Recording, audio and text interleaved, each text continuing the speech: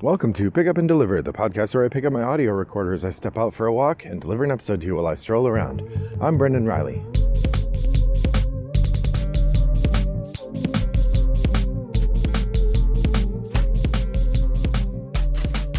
Well, good morning, listeners. It's a gloomy day here in suburban Chicago, and I've got a lot to do, but I still wanted to take a moment to make an episode for you.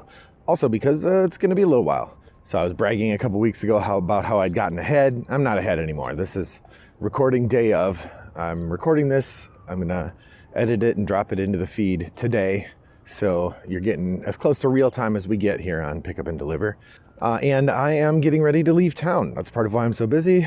My daughter, who is she's a junior, going into being a senior, is starting to look at colleges. And so spring break is here and we are taking her on a college visit road trip.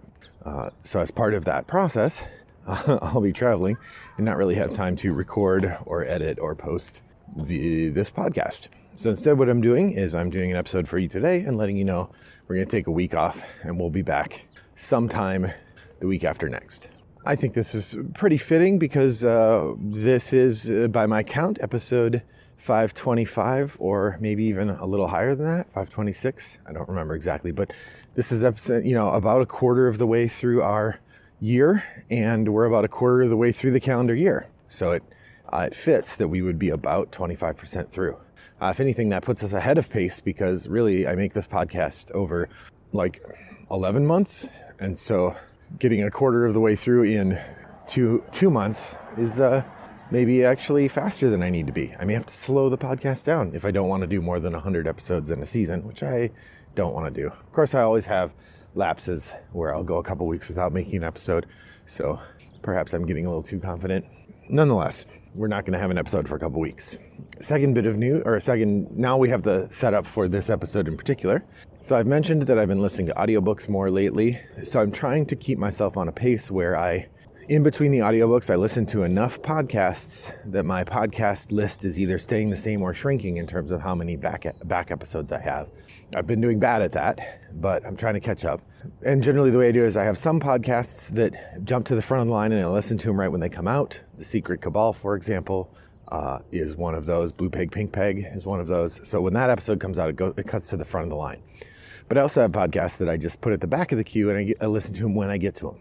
One of the podcasts that I do that is actually this podcast, Pick Up and Deliver. I found that listening to the podcast a couple weeks or a couple months after I posted it really helps me kind of keep an eye on what I'm doing, but also just provides sometimes an interesting moment for me to be reflective of, or reflect on what I've done before. Anyhow, I just listened to an episode from December in which I picked a mechanism, cooperative games. This was episode 493, I think. I picked an episode, cooperative games, or a mechanism, and I went through and looked at what I think about the top-rated cooperative games. And I kind of skipped over the ones I've talked about a lot, but I was like, and I said in there, if people like this, I'll do more of them. I don't know that I heard one way or another what people thought of that idea. I apologize if you told me what you thought of it and I don't remember. My apologies. But I liked it, so I'm going to do it again. I don't have any rhyme or reason for picking this, but I'm going to do worker placement this time. So in case you don't remember that episode, what I'm going to do is I will talk for a moment about what worker placement games are, and then I'm going to look at the top-rated games that are tagged with worker placement as a mechanism on Board Game Geek. And if it's a game I've talked about a lot, I'll do a very cursory discussion of it. If it's a game I haven't talked about a lot and I have experience with, I'll talk about it more. If it's a game I haven't talked about because I haven't played it, I'll let you know that too. And we'll just go until we run out of time. So let's talk about worker placement. Remember Jeff Engelstein and Isaac Shalev wrote this book about different game mechanisms, and some of their entries are in Board Game Geek. Board Game Geek used that information to reorganize how they talk about game mechanisms. And so they're talking about worker placement. They say it's a stylized form of action drafting where players place tokens to trigger an action from a set of actions available to all players, generally one at a time and in turn order. Usually there's a limit on the number of times that you can play a token on an action, and so action blocking is a key part of many, if not all, worker placement games. I don't want to go too much into it. You don't need me to read you this entry. You can see it for yourself. All right, so here we go. Like I said, I'm going to just talk through the top rated games. I'll give you the rating, which is the rank, which is the games ranking in the Board Game Geek overall games list. So starting with Dune Imperium. This is ranked number 12 in all time. What I like about this game, the interaction that comes from the space blocking and the different ways that taking an action lets you achieve a variety of different things is pretty interesting. I like the very limited worker placement that you have. You just get a couple workers to do stuff with, and you usually use the workers to play your cards. This game does mix worker placement and deck building in an interesting way, and I think might be more interesting than any other game I've played that does that. Like, I like Lost Ruins of Arnak better as a gameplay experience, but I think the way that Dune Imperium executes that is more interesting. On the downside, I think Dune Imperium is swingy in a way I don't like, particularly in terms of the battle. There are lots of things that people could have that disrupt your battle formation, and it takes a lot of work to get in place a play where you think you're going to win the battle, and then you don't because they had something you didn't know existed, there's a little too much of that for my taste in a game where battling isn't generally the thing you're doing all the time. So there's a lot of setup, and sometimes the payoff can be frustrating. That's Dune Imperium from 2020. Next up, A Feast for Odin is ranked number 23 of all time. This is a game I've talked about a fair amount here on the podcast, so you can go take a look at that. I will say I like the giant pile of different places that you can go. This game has a very light blocked action feel. It doesn't happen tons, although I have had a couple games where I do find myself frustrated because the one or two spots that you need to go to, say, build a particular kind of boat are all taken, and then you just can't build a boat that round. And if you were going third, that part's not fun. This game, I feel, is really hard to do really good at, though, which is one of the things I like about worker placement games often, that they're difficult. Next up, Lost Ruins of Arnak 29. Again, a game I've talked about a lot. I like this, especially with the Leaders expansion. I think the game really excels, and it's definitely worth taking some time to look at if you haven't. I feel like the deck building part of this game is a little more useful or pronounced than Lost Ruins of Arnak, in part because of the speed with which you go through your cards. You have a very small set of cards to begin with, so when you buy a card, it immediately starts affecting your deck really well. The downside of this one, it's not a downside, but the thing that makes it really difficult is the resource is incredibly constricted, and if you aren't somebody who's used to games like that or don't want to play a game like that, that can be really frustrating. Everdell, rank 31. This is a game I've talked about a lot, so I'm not going to talk about it really at all, except to say that you can go to the show notes and find links to episodes where I've talked about that. And in fact, I'm going to do that for all these games. If you go to the show notes, I'll list the game I'm talking about and then put links to episodes of Pick Up and Deliver where I talk about it.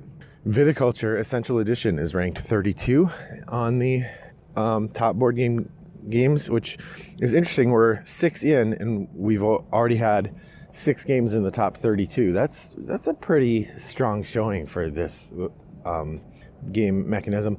I don't really like Viticulture that much. I think it's fine. I think it's interesting. I play it when people invite me to play it on Board Game Arena, but I'll probably never suggest it. I'm also super bad at it. I don't really understand why.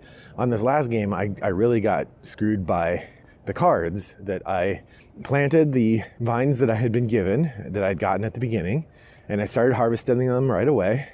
And then I could not find any buyers who would buy the wine that I was able to make. So I spent basically the whole game that I've been playing trying to get a combination of wine and buyer so that I could actually sell my wine. And I really never got to. So I ended up with like 10 points when the winner had like 28.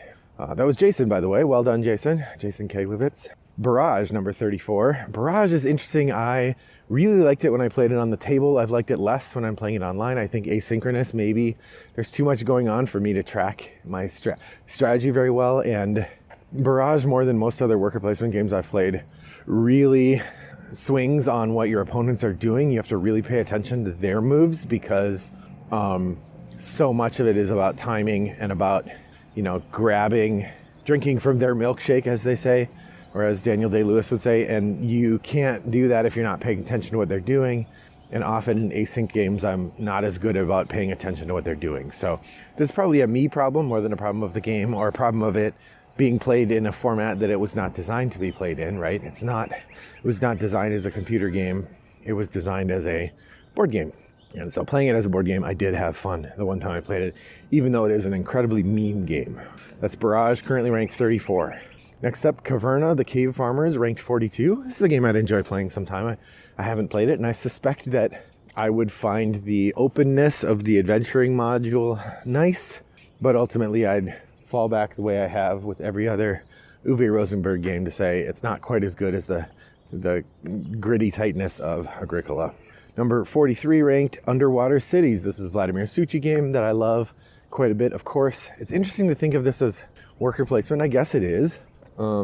Because there's a whole thing of spending a card at the same time that you play your worker, I don't tend to think of this as a worker placement game, which is weird, I know, because you are, in fact, doing that thing where you're putting a token down and taking the action and then blocking other people from taking the action.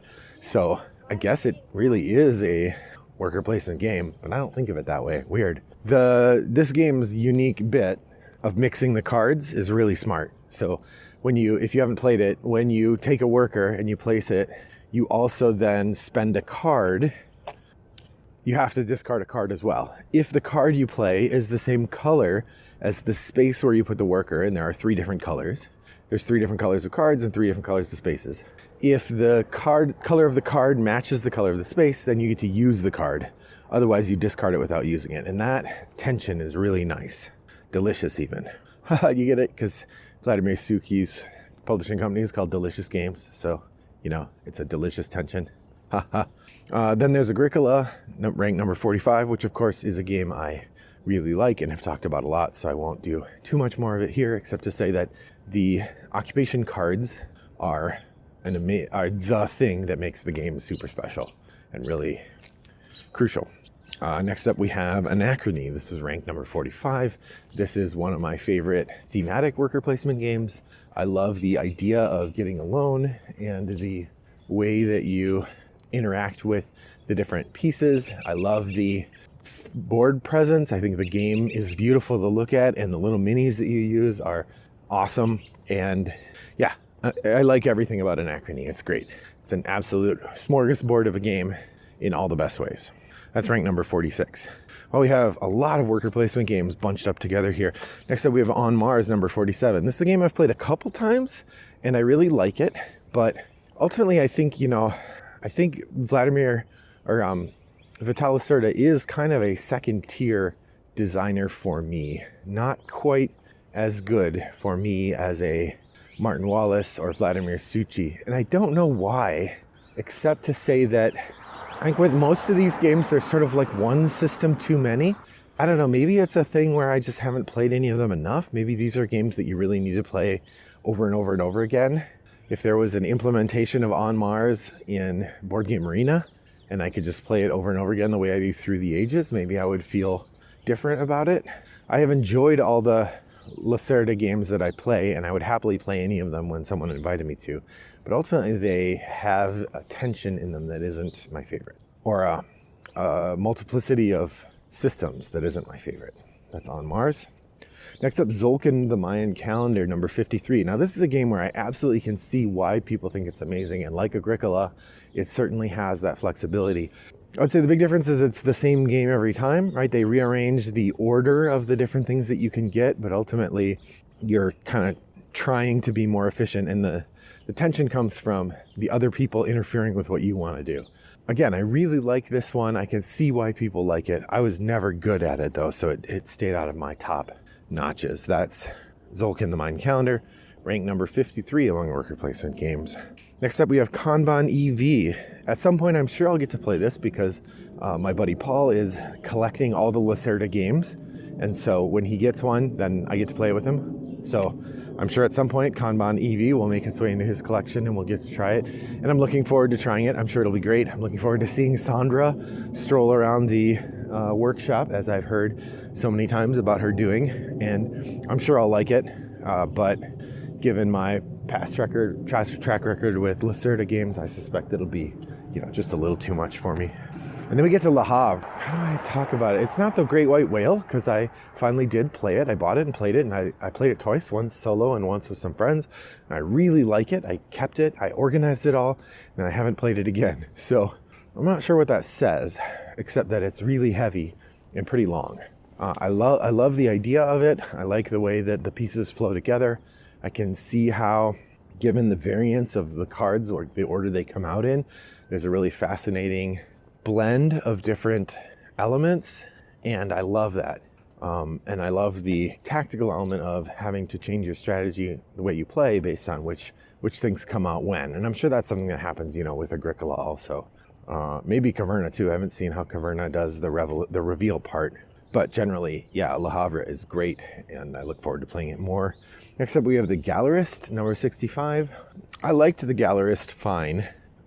The theme did nothing for me at all, which made it less compelling than, say, On Mars or some of the other ones. And I think it's probably at the bottom of my list of Lacerda games, because I've really only played the 3. There's On Mars, there's Weather Machine. And I recently played Escape Plan, so I'll talk about that in a bit, and then the Gallerist. And the Gallerist is definitely at the bottom of that list for me. I like the other games all better. But it's still really good, and I can recognize why people think it's amazing. And if I liked the theme better, I would want to play it a lot more than I do. Paladins of the West Kingdom is ranked number 66.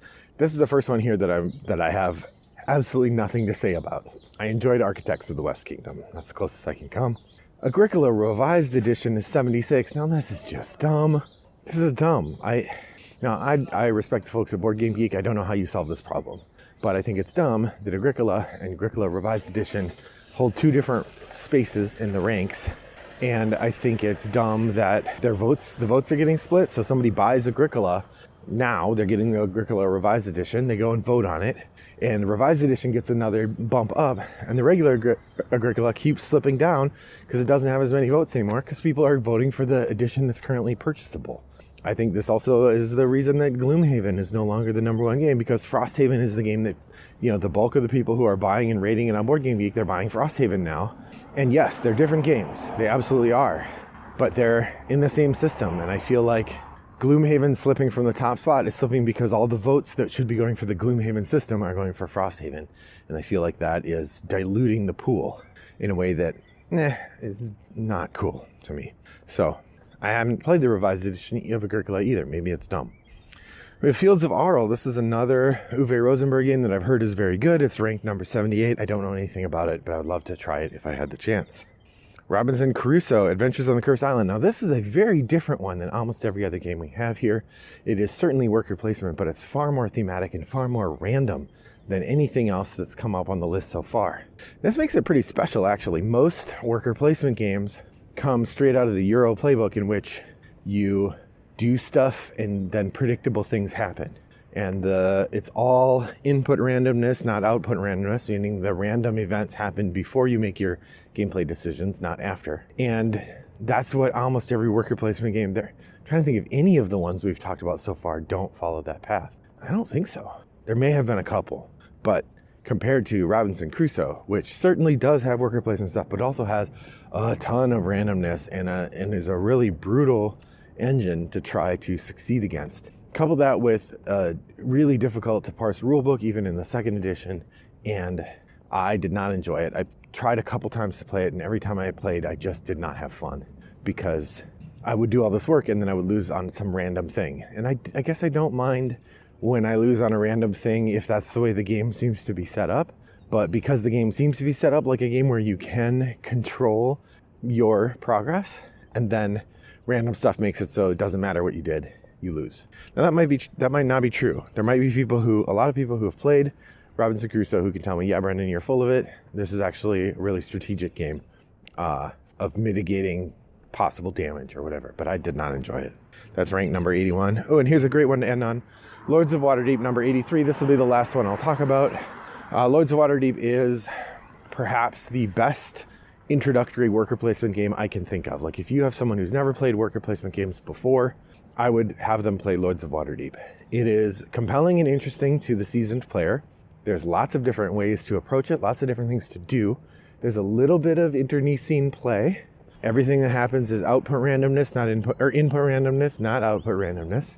And the worker placement is really smooth. It's very clear how it works. There are some easy to understand spaces, some more complex spaces. The game grows as you go along. The adding of buildings is a fantastic element that not enough games copy. And the theme is fun.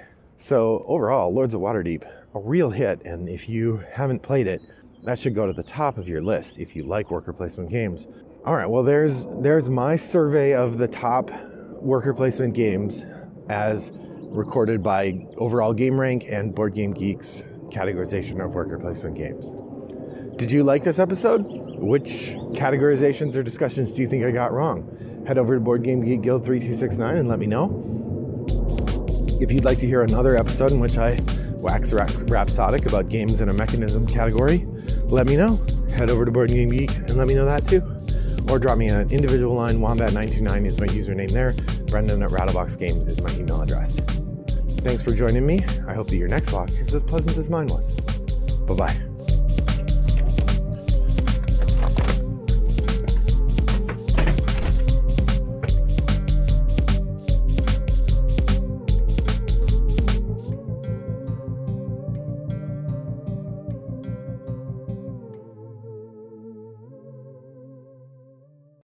Brought to you by Rattlebox Games.